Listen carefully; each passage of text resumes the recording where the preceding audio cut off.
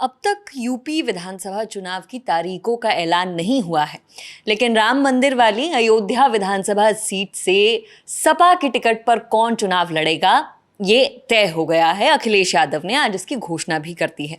ये कैंडिडेट कौन है, अखिलेश यादव ने क्या कहा है, तमाम बातें बताएंगे। हमारे साथ सिद्धांत है। सिद्धांत, पहले क्या बात हुई है ये बता दीजिए, फिर कैंडिडेट के बारे में।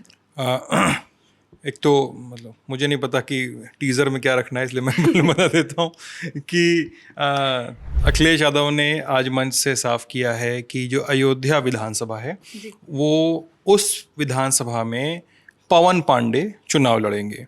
अब पवन पांडे के बारे में मैं आगे बता दूंगा। दरअसल सपा समाजवादी पार्टी ने एक अपना ब्राह्मण कम्युनिटी में एक आउटरीच प्रोग्राम शुरू किया है।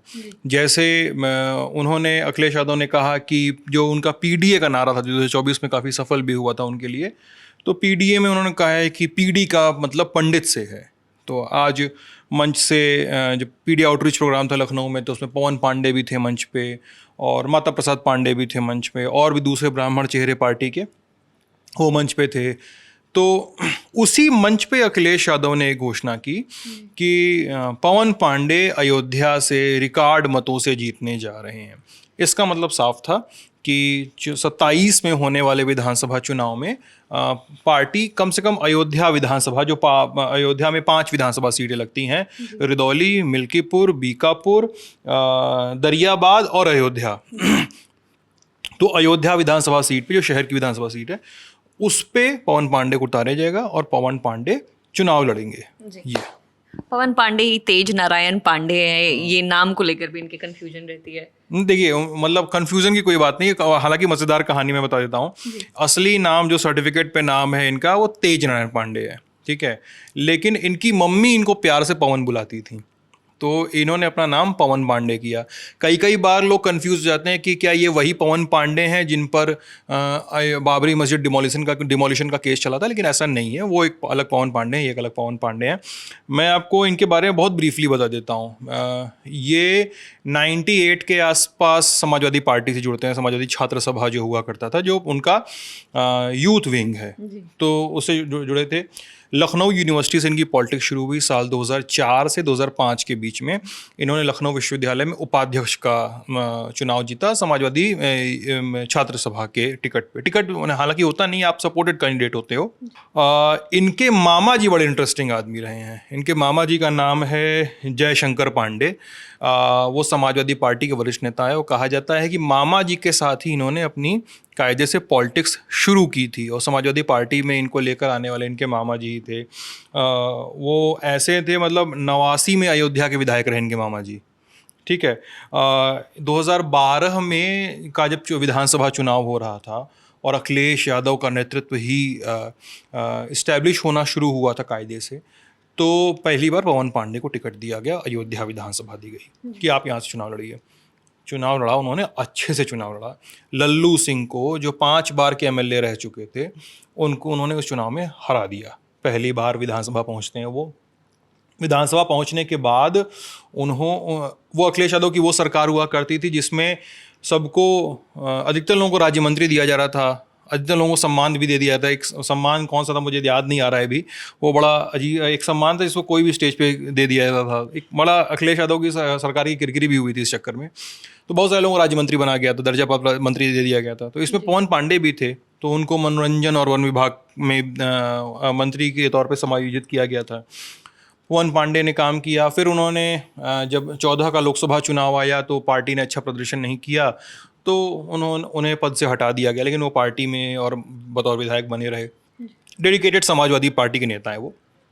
और फिर एक मोड़ आया जब पार्टी में कलह शुरू हुई थी साल 2016-17 के आसपास, जब शिवपाल गुट अलग बना था, अखिलेश गुट अलग बना था। एक अगर आपको ध्यान हो तो शिवपाल ने पवन पांडे पे आरोप लगाया था कि इन्होंने हमारे सहयोगी को पीटा है। सहयोगी का नाम था, क्या नाम था, अंशु शायद था, अंशु मलिक, आशु मलिक, हाँ, प्रदेश अध्यक्ष हुआ करते थे शिवपाल सिंह यादव। उन्होंने कहा कि एमएलसी हैं आशु मलिक, इन्होंने, पवन पांडे ने उनके साथ मारपीट की है और निष्कासित कर दिया पार्टी से। पवन पांडे को।